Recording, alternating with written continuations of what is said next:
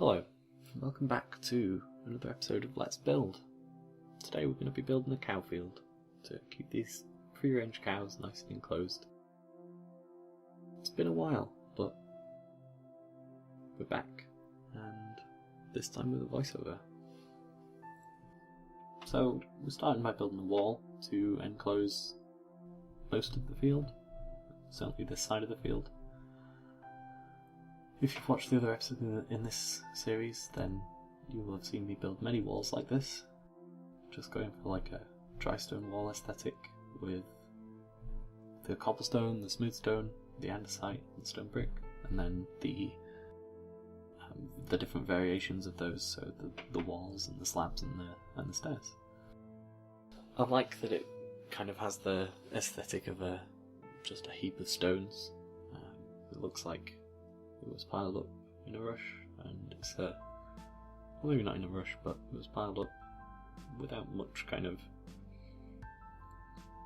great thought and planning. It's just a quick stone wall to keep something in or out. In this case, keep the cows in.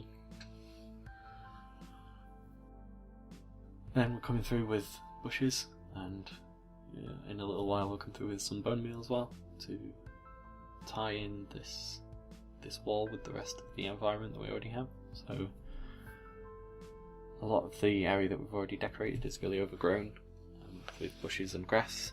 Let's try and make it look like it's been here a while, and it's going for like a nice overgrown countryside aesthetic. I think it works quite well. It looks really nice when you're down on the ground.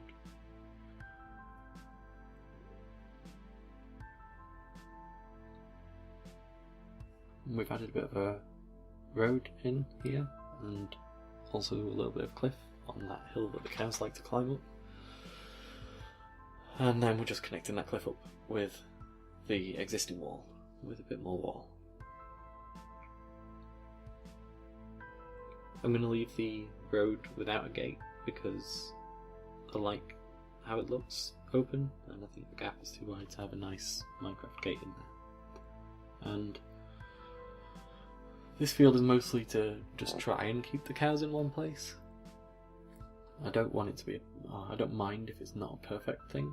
You can tell, like some of these bushes, cows could climb up and get out, but it's mostly for the aesthetics and to at least stop them wandering off in every single direction.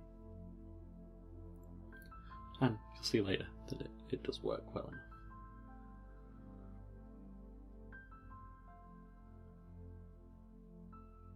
Pushing the hill that the cows like to climb back into being a cliff now.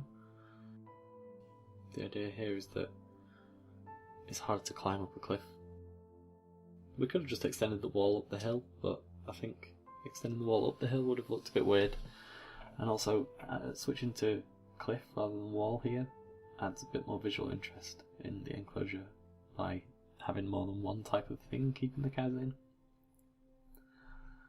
And then we extended the wall a bit further down, and then just came back and put bushes on everything to again continue that wilderness, overgrown, been here ages kind of countryside vibe that we're going for.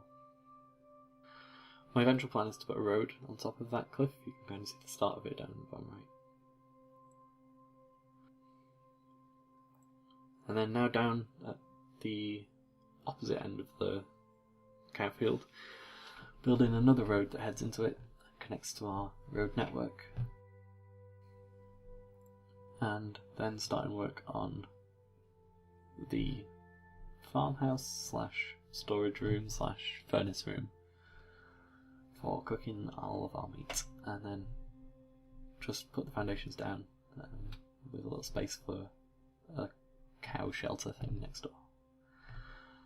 Started building it up just by making a cobblestone box. I like to start my builds using this palette with just a cobblestone box and then add texture later, like I'm doing here. I'm using the same block palette as I used for the walls. And then, yeah, spruce for the roof, because spruce is nice for roofs, and we don't really have an established convention around here yet. yeah, it's just a basic slab and full block roof, alternating between slabs and full blocks, with the slabs double thick on the outside so that it looks like full blocks all the way up, but going up in half slab increments. And then building a quick cow shelter. This is just meant to kind of be a small thing that cows can go under when it rains. And then adding a bit more interest at the front. There used to be a cobblestone foundation thing here, but I decided it wasn't going to work out and put a field here instead. And then bushes out on the field side, along with a bit of path, and you can see that I decorated the terrain underneath the cow shelter as well with some coarse dirt and path block. And you can see that the cows are actually being enclosed. They're no longer able to just wander off up that hill. They are trapped by the cliff, and it works really well.